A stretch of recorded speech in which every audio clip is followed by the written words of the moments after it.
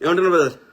TDP video అంటే అది ముమ్మాటికి యాక్సిడెంట్ అని అఫీషియల్ వెబ్సైట్ నుంచి స్క్రిప్ట్ ఇస్తే అది రాజేష్ అయినా సరే ఇంకోరైనా సరే, ఇప్పుడు ఆయన ఉన్నాడు విజయ్ ప్రసాద్ పాస్టర్, ఏంది ఆయన ఫస్ట్ లో బాగా గట్టి కొట్లాయండు, ఇప్పుడు కామెంట్ ఎందుకయ్యండు?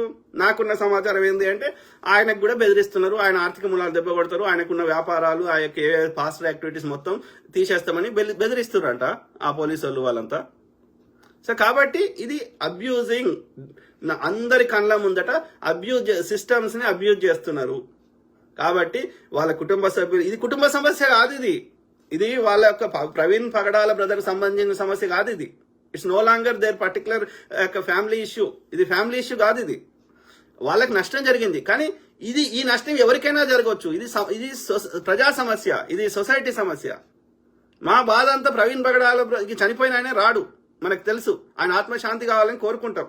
కానీ అట్లాంటి ఇంకెవరికి కావద్దు అనేదే మన బాధ ఇప్పుడు.